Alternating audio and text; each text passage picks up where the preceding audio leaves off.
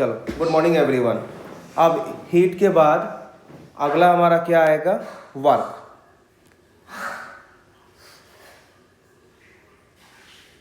इसका सिंबल क्या था? स्मॉल डब्लू बताए थे आपको हम।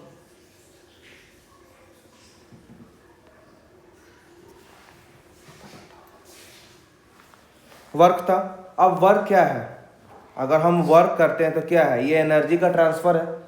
तो हम क्या लिख सकते हैं कि work is a mode of energy transfer. क्या है? Is a mode of energy transfer.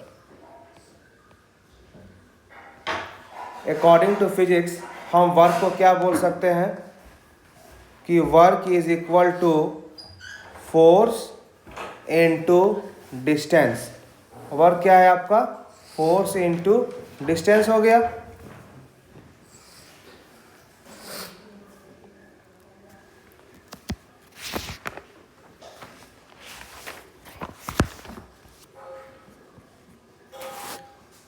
अब क्या है कि अकॉर्डिंग टू IUPAC की हम बात करें, if I am going to talk according to IUPAC, तो वर्क को हम दो पार्ट में क्लासिफाई करते हैं अकॉर्डिंग टू IUPAC।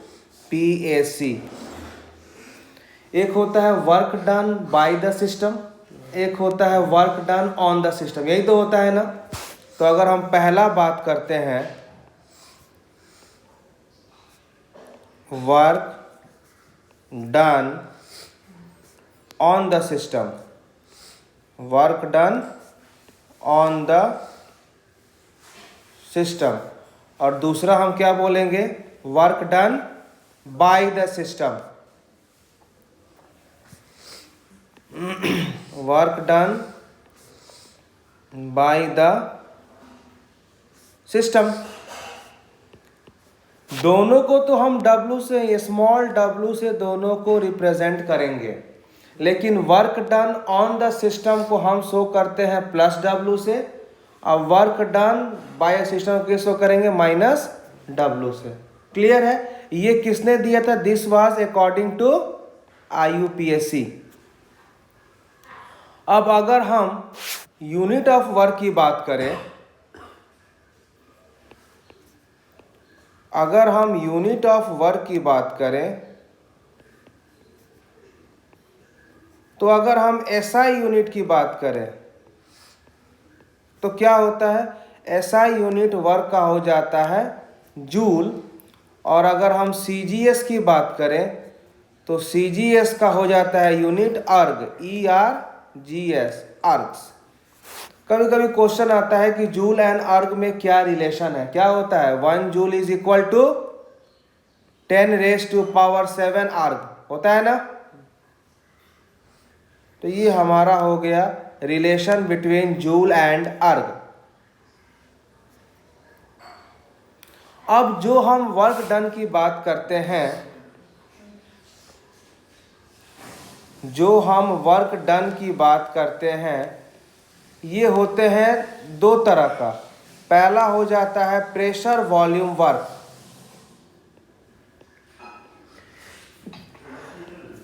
पहला क्या होता है? Pressure volume work. और दूसरा क्या हो जाता है? Electrical work. दूसरा क्या हो जाता है? Electrical work. लेकिन ये हम यहाँ पर गैस की बात करेंगे, इसीलिए हमें किस पर फोकस करना पड़ेगा? Pressure volume work.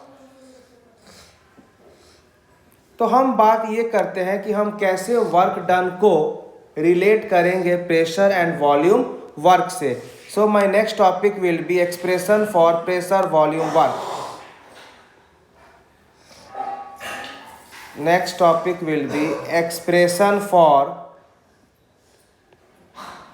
Pressure volume work.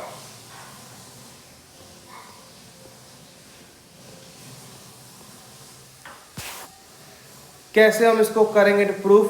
अब देखिए, समझिए आप, मान लीजिए हमारे पास अगर ये वाला एक कंटेनर है, this is one of my container, ठीक है। अब क्या होगा, इसमें हमने एक पिस्टन लगा दिया जो मूव करता है। वो क्या करेगा, पिस्टन मूव करेगा डिपेंडिंग अपॉन द लोड। ये पिस्टन ऊपर नीचे मूव करेगा, ठीक है। अब हम ये समझ रहे हैं कि जो हमारा इस पिस्टन का एरिया है, पिस्टन एरिया, इसको हम कैपिटल ए एज्यूम कर रहे हैं, ठीक है। जो हमारा इसमें जो भी वॉल्यूम है वो क्या होता है, वॉल्यूम का यूनिट क्या होता है, मीटर क्यूब। मतलब वॉल्यूम में हम वैसा रखेंगे क्वांटिटी जिसका यूनिट मीटर क्यूब आना चाहिए। तो इसको हम लिख सकते हैं वॉल्यूम बराबर area into length, area into length. अब क्या होगा, जब आपने पिस्टन पर लोड दिया तो पिस्टन अब ऊपर से नीचे आ गया। पिस्टन क्या हुआ, ऊपर से नीचे आ गया। कब, जब आपने पिस्टन पर लोड दिया। तो जब पिस्टन ऊपर से नीचे आया तो हम एज्यूम करते हैं इसने डिस्टेंस डीएल कवर किया। इसने क्या किया, डिस्टेंस डीएल। तो अब मेरा नया वॉल्यूम क्या हो जाएगा, यानी चेंज इन वॉल्यूम। तो क्या होगा, dv इज इक्वल टू, हमारा तो एरिया तो एज यूजुअल रहेगा, एरिया चेंज तो हुआ नहीं। तो एरिया तो हम ए ले लेंगे, लेकिन हाँ इसने कुछ डिस्टेंस ट्रेवल किया dl। तो ये मेरा हो गया change in volume after the load given on the piston. Clear. अब हम जा रहे हैं बात करने कि वर्क को हम प्रेशर वॉल्यूम से कैसे कैलकुलेट करेंगे। चलिए, सबसे पहला इंफॉर्मेशन, मुझे पता है कि जो volume del V, change in volume, वो क्या हो जाएगा, area into change in length dl हो जाएगा। दूसरा, हम पढ़ते आ रहे हैं कि जो हमारा प्रेशर होता है वो क्या होता है, फोर्स बाय एरिया, हाँ कि ना। तो pressure is equal to force by area.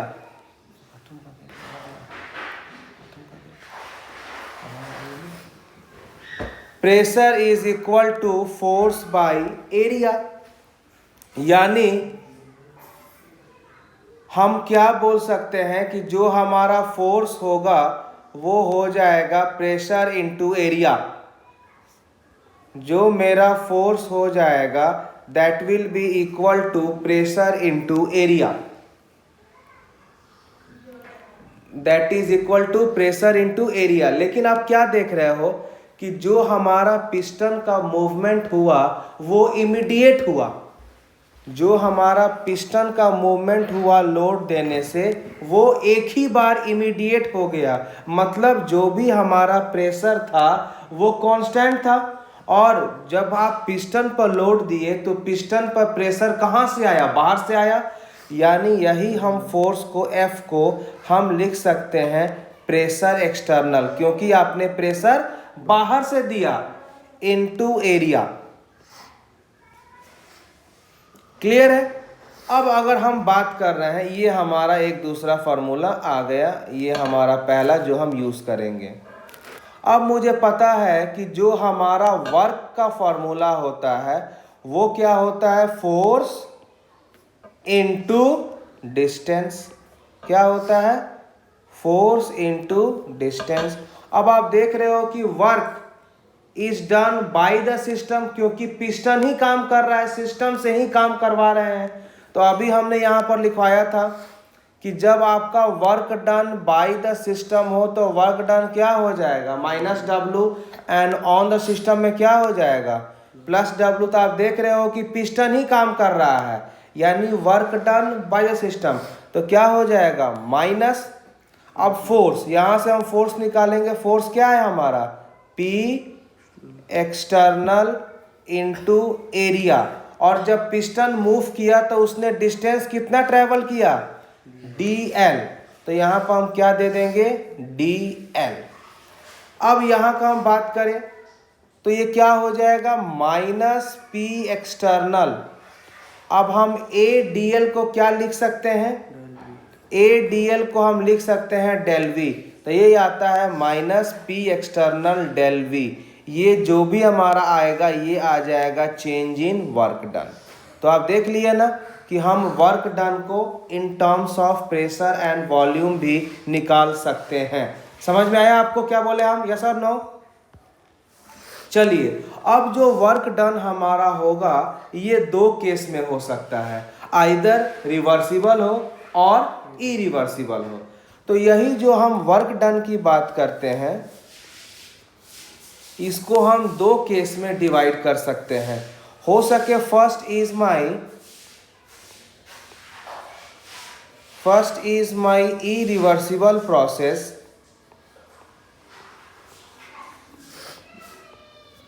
और सेकंड हमारा हो जाएगा रिवर्सिबल प्रोसेस। सेकंड क्या हो गया? Reversible process. अब दोनों में क्या डिफरेंस है हम समझते हैं। अब मान लीजिए पहले हमें वर्क डन निकालना है रिवर्सिबल प्रोसेस का, तो क्या होगा? Work done is equal to minus integration of irreversible process है। मतलब आपको हमने लास्ट क्लास में कुछ डिफरेंस लिखवाया था कि इरिवर्सिबल प्रोसेस में प्रेशर कांस्टेंट होता है।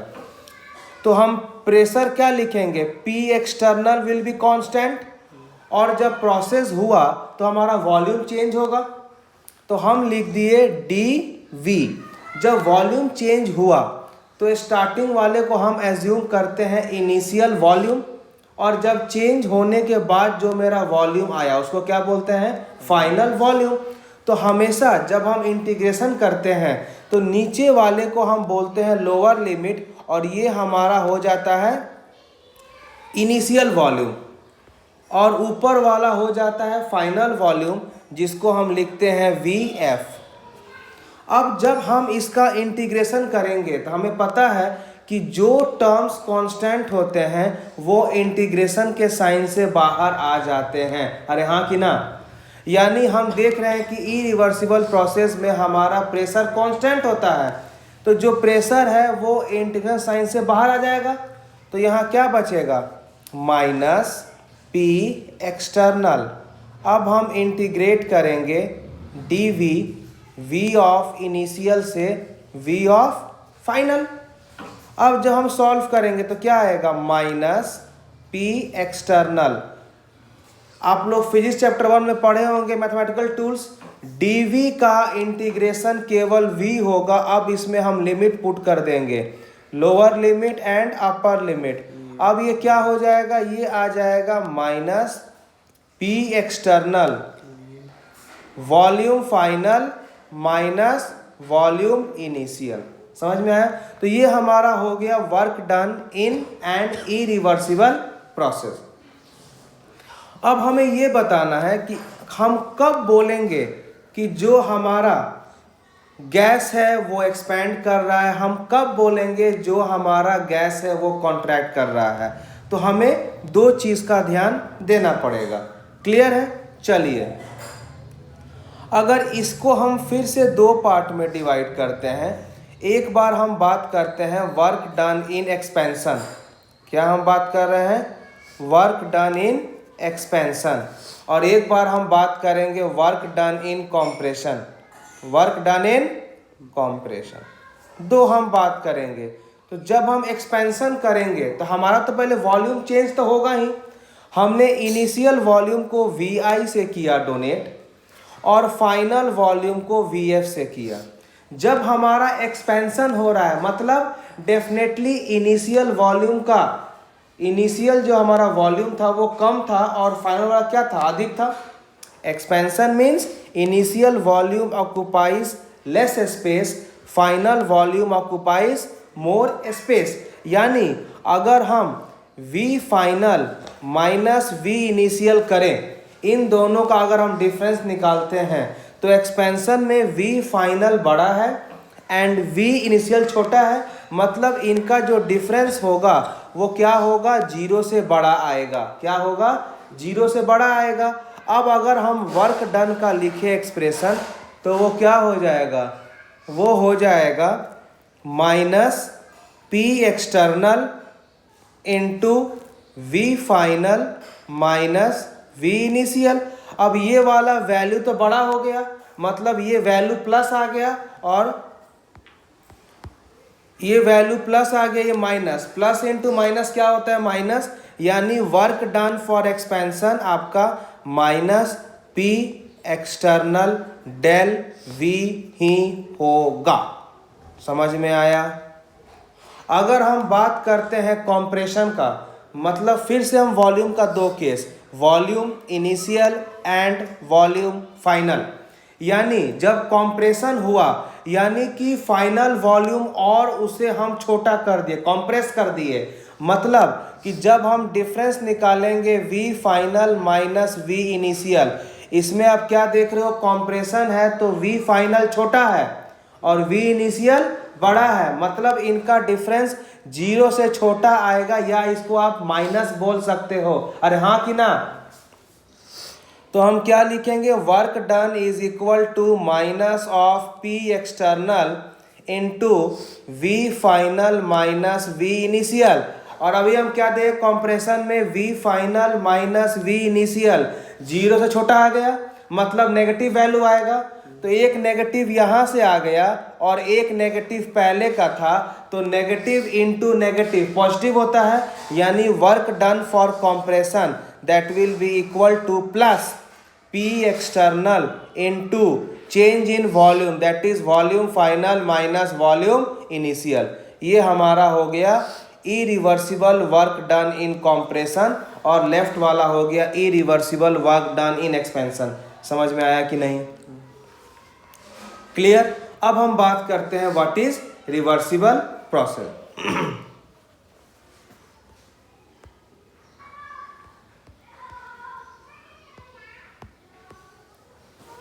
अब हम दूसरा बात कर रहे हैं,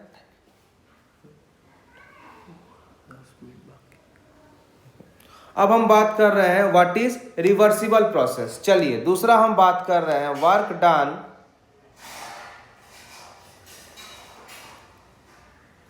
work done in reversible process,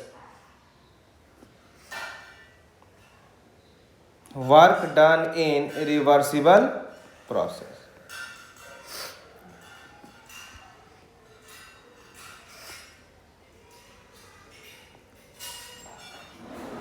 अब देखिए रिवर्सिबल में क्या होता है, मैंने क्या बोला था कि इसमें प्रेशर हमारा कांस्टेंट नहीं होता है, यानी हम क्या बोलेंगे कि pressure is not equal to constant.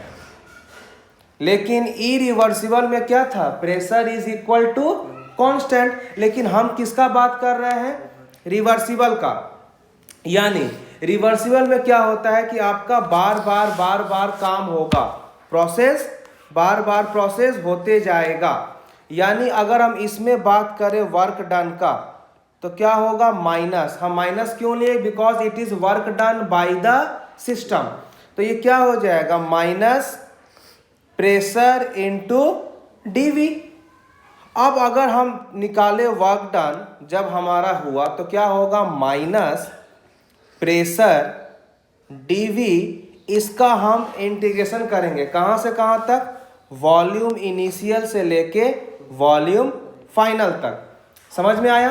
अब क्या होगा, जब हम पहले केस की बात किए थे तो यहाँ पर हम प्रेशर को बाहर निकाले थे, क्यों, क्योंकि यहाँ पर प्रेशर हमारा कांस्टेंट था, because it was reversible process, irreversible process.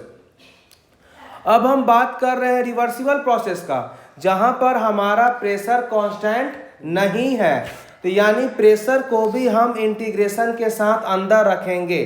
अब हमें पता है कि अगर जब भी हम वर्क डन निकालते हैं और अगर हमें कुछ भी ना बोला जाए, हमें कुछ भी ना बोला जाए, तो हमें एज्यूम करना है कि जो हम गैस लिए हैं वो हमारा आइडियल गैस होगा। अरे हाँ कि ना। यानी अब तो प्रेशर है और यहाँ डीवी है, तो हमें प्रेशर को इन टर्म्स ऑफ वॉल्यूम में कन्वर्ट करना पड़ेगा, तभी हम इंटीग्रेशन को सॉल्व कर पाएंगे। अरे हाँ कि ना। यानी मुझे पता है कि from ideal gas, from ideal gas, हम जानते हैं कि pressure into volume is equal to nRT, यानी यहां से हम प्रेशर को क्या बोल सकते हैं, nRT/V। समझ में आया? अब ये वाला प्रेशर का वैल्यू आप इसमें पुट कर दो तो क्या आएगा, ये आ जाएगा हमारा work done is equal to minus integration of P की जगह क्या लिखेंगे, nRT/V इंटू dV, और ये हो गया वॉल्यूम इनिशियल से लेके वॉल्यूम फाइनल। जब मैं इसको सॉल्व करूंगा तो क्या होगा, आप जब भी काम कर रहे हो तो आपको तो ये तो पता होगा ना कि आप कितना मोल्स ऑफ गैस लेकर एक्सपेरिमेंट शुरू किए हो। जब भी आप एक्सपेरिमेंट करते हो तो आपको ये जरूर पता रहता है कि हमने रिएजेंट कितना लिया है, हमने रिएक्टेंट कितना लिया है, मतलब नंबर ऑफ मोल्स आपको पता है आपने कितना लिया, तो ये फिक्स हो गया। यानी जैसे फिक्स हुआ तो कांस्टेंट हुआ, और कांस्टेंट हुआ तो ये साइन से कहाँ आ जाएगा, बाहर। तो हम माइनस n को बाहर निकाल देंगे। आपको पता है कैपिटल R क्या होता है, यूनिवर्सल गैस कांस्टेंट, ये फिक्स होता है। इसको भी हम बाहर निकालेंगे, और आप काम कर रहे हो एक टेम्परेचर पर तो T कांस्टेंट, इसको भी हम बाहर निकालेंगे।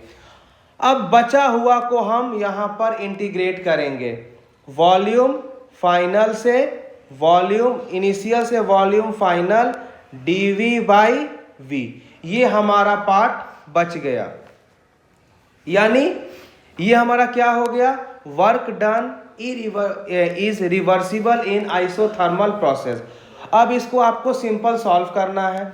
आप लोग फिजिक्स चैप्टर 1 में मैथमेटिकल टूल्स में पढ़े होंगे हाउ टू इंटीग्रेट। तो ये क्या हो जाएगा, माइनस ऑफ nRT। अब यहाँ पर लिखा है dV/V, इसको हम क्या लिखते हैं, ln V। क्या लिखते हैं इसको, ln V। और इसका हम पुट करते हैं लिमिट, लोअर लिमिट हो जाएगा वॉल्यूम इनिशियल, अपर लिमिट हो जाएगा वॉल्यूम फाइनल। यानी जब हम सॉल्व करें तो क्या आएगा, minus of nRT ln of V final minus ln of V initial, यही होगा ना। अब आपको पता है कि ln A minus ln B क्या होता है, ln A/B क्या होता है, सिंस मुझे पता है कि ln A minus ln B is equal to क्या होता है, ln A/B, यही होता है। ये वाला हम यहाँ अप्लाई करेंगे तो ये क्या हो जाएगा, minus of nRT ln of V final by V initial, क्या हो जाएगा, V final by V initial. ये हो गया सबसे पहला फॉर्मूला। अब आप देख रहे हो कि इंटीग्रेशन से बाहर में हमने T लिखा है, यानी हमारा T कांस्टेंट है। तो जब T कांस्टेंट है तो इसको हम बोल सकते हैं ये रिवर्सिबल आइसोथर्मल प्रोसेस। आपको पता है कि आइसोथर्मल के लिए क्या होता है, T कांस्टेंट, यानी ये फॉलो कर लिया हमारा बॉयल्स लॉ, फॉलो किया ना। तो जब हम बात करते हैं आइसोथर्मल का, किसकी हम बात किए, आइसोथर्मल का, मतलब जो हमारा T है वो क्या हो गया, T हमारा हो गया कांस्टेंट। मतलब हम क्या बोल सकते हैं, pressure is directly proportional to 1 volume. मतलब अगर हम यहाँ लेते हैं volume final by volume initial, तो this will be equal to pressure initial by pressure final by using this Boyle's law. अब मैं इसको यहाँ पुट कर दूं तो हमारा दूसरा नेक्स्ट फॉर्मूला क्या हो जाएगा, work done in reversible isothermal in case of pressure क्या हो जाएगा, minus nRT ln of pressure initial by pressure final. ये आपका दूसरा फॉर्मूला है, ये आपका पहला फॉर्मूला है। अब मान लीजिए आप बोलो कि नहीं सर हमें ln में नहीं, हमें log में चाहिए। किस में चाहिए, log में। तो आपको पता है कि अगर हम ln से log में कन्वर्ट करेंगे तो हमें 2.303 log से मल्टीप्लाई करना पड़ता है। तो अगर मैं इसको लिखूं लॉग के टर्म में, तो ये मेरा क्या हो जाएगा, work done reversible isothermal is equal to minus of 2.303 nRT log of volume final by volume initial. This is the formula in terms of log, और ऊपर वाला है formula in terms of ln. अगर हम प्रेशर वाले को लिखे in terms of log तो क्या हो जाएगा, work done reversible is equal to minus of 2.303 nRT log of P initial divided by P final. This is my work done in terms of pressure.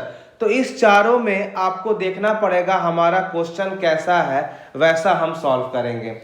बहुत question में क्या होता है कि आपको लॉग का वैल्यू दिया रहता है तो आप लॉग वाला ही फॉर्मूला यूज करोगे, और बहुत क्वेश्चन में अगर लॉन का वैल्यू दिया है तो आप लॉन वाला फॉर्मूला को यूज करोगे।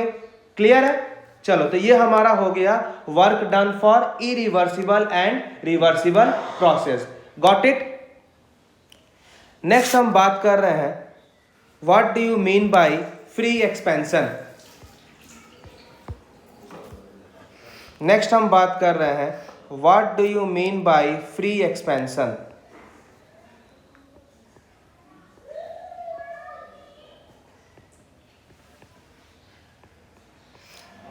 ये भी एक बहुत अच्छी प्रोसेस है। फ्री एक्सपेंशन क्या होता है?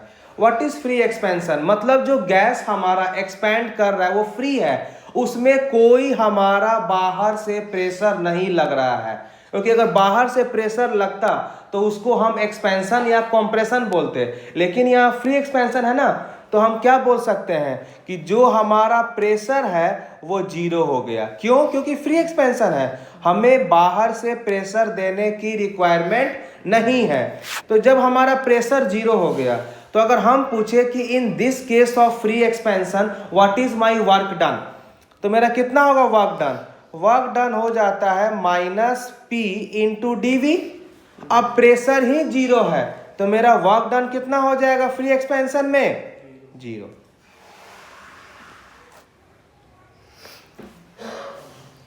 अब आपको यह समझना है कि ये वाला जो केस है ये दोनों केस के लिए पॉसिबल है। आइदर आपका प्रोसेस क्या हो, रिवर्सिबल हो, तब भी फ्री एक्सपेंशन में हम यही दोनों केस यूज करेंगे,